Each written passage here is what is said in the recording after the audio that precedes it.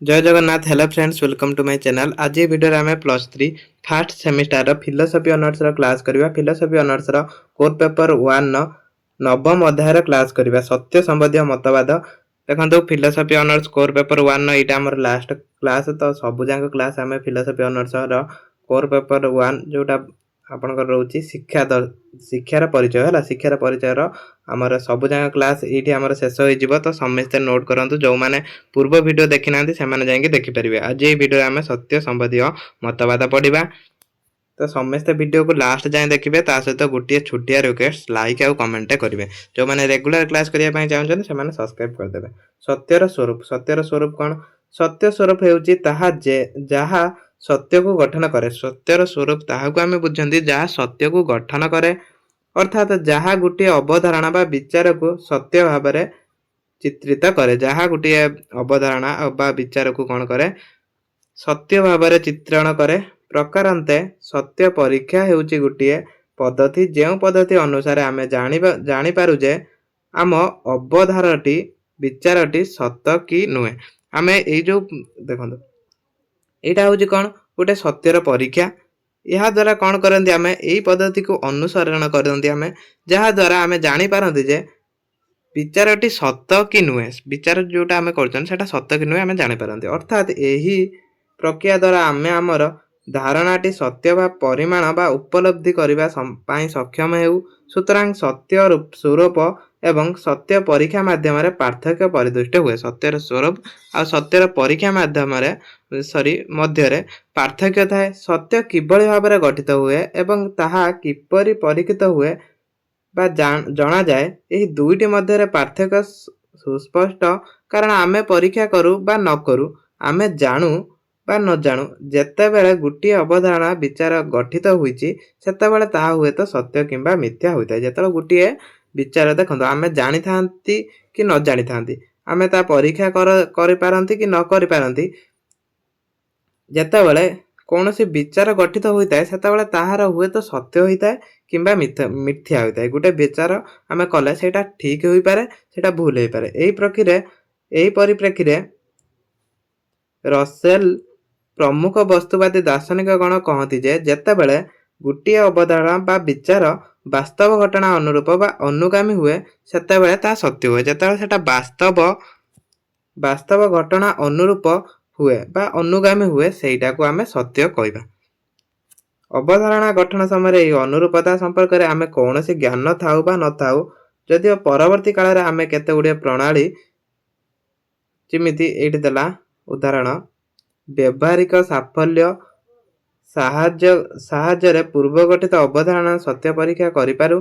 वास्तव में शर्ता सहित अवधारणाटे अनुरूप घटिले यही अवधारणाटी सत्य हुए एवं अनुरूप नथिले ताहा मिथ्या हुए। यदि तार अनुरूप नाही सेटा मिथ्या हबो।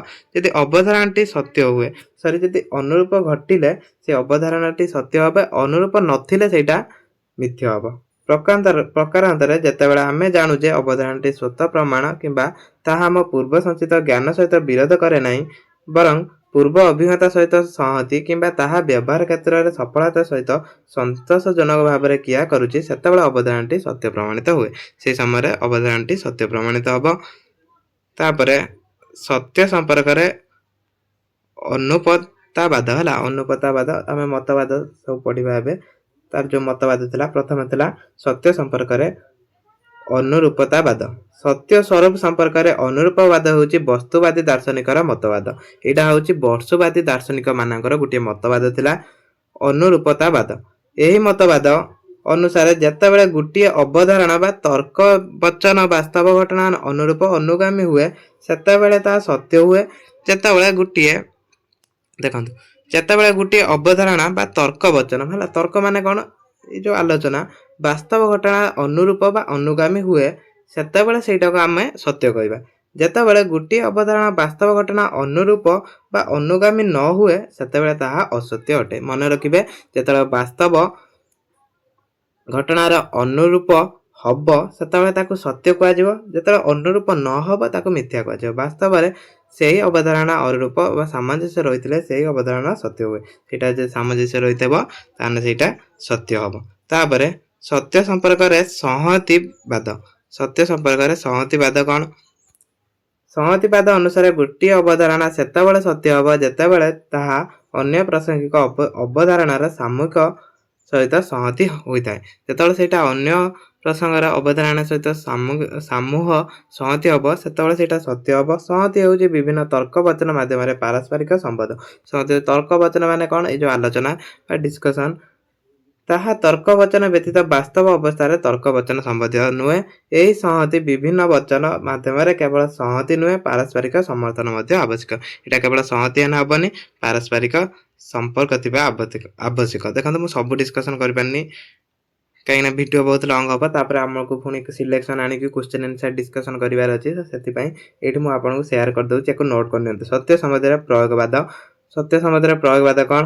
ପ୍ରୟୋଗବାଦ ବା କାର୍ଯ୍ୟକାରୀବାଦ ପ୍ରାଗ୍ମାଟିସ୍ ଥିଓରି ଅନୁସାରେ ଗୋଟିଏ ଅବଧାରଣା ସେତେବେଳେ ସତ୍ୟ ହେବ ଯେତେବେଳେ ତାହା ବ୍ୟବହାରିକ କ୍ଷେତ୍ରରେ ସନ୍ତୋଷଜନକ ଭାବରେ କାର୍ଯ୍ୟ କରେ। ଯେତେବେଳେ ସେଇଟା ବ୍ୟବହାର କ୍ଷେତ୍ରରେ ସଠିକ୍ ଭାବରେ କାର୍ଯ୍ୟ କରିବ ବା କାର୍ଯ୍ୟ ହେବ ସେତେବେଳେ ସେଇଟାକୁ ସତ୍ୟ କୁହାଯିବ। ଗୋଟିଏ ଧାରଣାରେ ସନ୍ତୋଷଜନକ କାର୍ଯ୍ୟକାରିତା ହେଉଛି ତାର ସତ୍ୟର କାରଣ।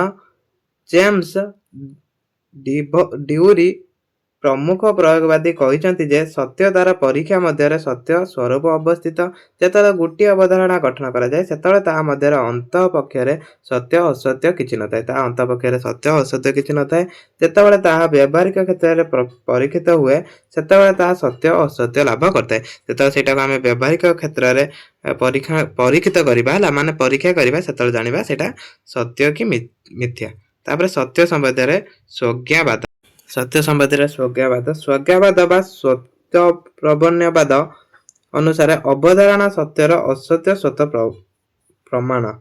ଏଗୁଡ଼ିକ ସାକ୍ଷାତ ଭାବରେ ଅନୁଭୂତ ବା ଉପଲବ୍ଧ କରାଯାଏ। ଏଗୁଡ଼ିକ ଏତେ ସ୍ପଷ୍ଟ ଯେ ଏଗୁଡ଼ିକ ନିର୍ଦ୍ଧାରଣ ବିଷୟରେ କୌଣସି ପ୍ରକାର ପ୍ରয়োଜନ ନାହିଁ। ସତ୍ୟ ଆମର ପ୍ରକାରର ଅବିଚ୍ଛେଦ୍ୟ ବା ଜ୍ଞାନ। ଦେଖନ୍ତୁ ଏଇଟା ଟିକେ ବ୍ଲୋର ହେଇଯାଇଛି, ଏଇଟା ଟିକେ ବ୍ଲୋର ହେଇଯାଇଛି, ଏଇଟା ଟିକେ କ୍ୱାଲିଟି ବଢ଼େଇକି ଆପଣ ନୋଟ୍ କରିନେବେ। ଅନ୍ତତଃ କିଛି ଅର୍ଥାତ୍ କିଛି ଜ୍ଞାନ ଅଭ୍ୟନ୍ତରୀଣ ଭାବରେ ସ୍ୱୟଂ ସତ୍ୟ ଓ ତାର ସତ୍ୟ ସାକ୍ଷାତ ଭାବରେ କାର୍ଯ୍ୟ କରିଥାଏ। ଦେଖନ୍ତୁ ଏଇଟା ଟିକେ ବ୍ଲୋର ହେଇଯାଇଛି, ତ ଏଇ ପଏଣ୍ଟଟାକୁ ଆପଣ ଟିକେ ସ୍କିପ୍ କରିନେଇଥିବେ। ସତ୍ୟ ସମ୍ବନ୍ଧରେ ଜ୍ଞାନବାଦ ଏତିକି ଲେଖିଦେବେ। ଯଦି 2 ମାର୍କିଆ କ୍ୱେଶ୍ଚିନ୍ ଆସୁଛି ତ ଏଇଟା ସ୍କିପ୍ କରିବେ। ତାପରେ ତାର ସମାଲୋଚନା। ଯଦି ସତ୍ୟ ଅସତ୍ୟ ଯଦି ସତ୍ୟ ଓ ଅସତ୍ୟ ଉଭୟ ସେମାନଙ୍କ ନିଜର ଅଧିକାର ଦ୍ୱାରା ବିଦ୍ୟମାନ ଥାଏ ଏବଂ ଆମର ପ୍ରତ୍ୟେକ ନେତା ସତ୍ୟ ପ୍ରମାଣ ଭାବରେ ଅନୁଭୂତ ହୁଏ, ତାହେଲେ ଅଭିଜ୍ଞତା ଥରେ ଯେଉଁ ସମସ୍ତ ସନ୍ଦେହ ଭ୍ରାନ୍ତ ଓ ଏଇଟା ମୁଁ ପଢ଼ି ଦେଉଛି ହେଲା, ଆପଣ ନୋଟ୍ କରିନେବେ। ଯେଉଁ ଭ୍ରାନ୍ତି ଘଟେ ସେଗୁଡ଼ିକ ସନ୍ତୋଷଜନକ ଭାବରେ ବ୍ୟାଖ୍ୟା ସମ୍ଭବ ହୁଏ। ସତ୍ୟ ଓ ଅସତ୍ୟ ପ୍ରତ୍ୟେକ ଭାବରେ ଆମ ଚେତନା ଅନୁଭୂତି ହେଲେ ବିଭିନ୍ନ ବ୍ୟକ୍ତି ମଧ୍ୟରେ ଏକ ବସ୍ତୁ ଅଭିଜ୍ଞତା ସମ୍ବନ୍ଧରେ ମତ ବିରୋଧୀ ଓ ଦ୍ୱନ୍ଦ୍ୱ ଘଟେ କିଭଳି? ଅବଶ୍ୟ ଆମେ ସ୍ୱୀକାର କରୁ ଯେ ଆମ ନିଜସ୍ୱ ଆତ୍ମା ଚେତନା ବିଷୟରେ ସମ୍ବନ୍ଧରେ ଆମେ ସତ୍ୟ ଅସତ୍ୟ ଅଭିଜ୍ଞତା ଏବଂ ସତ୍ୟ କ'ଣ ଅସତ୍ୟ କ'ଣ ଉଭୟ ସାକ୍ଷାତ ଭାବରେ ଅନୁଭୂତ ହୁଏ। ଆମେ ବହିର୍ଭୂତ ଏହା ଦ୍ୱାରା କ'ଣ ଜାଣନ୍ତି? ଦେଖନ୍ତୁ ଏହାର ସାରାଂଶ ହେଉଛି ଏହା ଦ୍ୱାରା ଆମେ କୋଉଟା ସତ୍ୟ କୋଉଟା ମିଥ୍ୟା ସେଇ ବିଷୟରେ ଜାଣିପାରନ୍ତି। ସେଇଟା ହେଉଛି ତାର ସମାଲୋଚନା କହିଲା। ସେଇଟା ହେଉଛି କ'ଣ? ଆମେ ସତ୍ୟ କୋଉଟା ମିଥ୍ୟା କୋଉଟା ଜାଣିବା ପାଇଁ ଏଇଟାକୁ ଆମେ ବ୍ୟବହାର କରିଥାନ୍ତି। ତ ଆଜି এই ଭିଡ଼ିଓକୁ ଏଇଠି ରଖିବା। ଆଜି এই ଭିଡ଼ିଓରେ ଆମର କୋର୍ ପେପର 1 ସବୁ ଯାକ ଶେଷ ହେଇଯାଇଛି। ୟାପରେ ଆମେ କ୍ୱେଶ୍ଚିନ୍ ଆନ୍ସର୍ ଡିସ୍କସନ୍ କରିବା।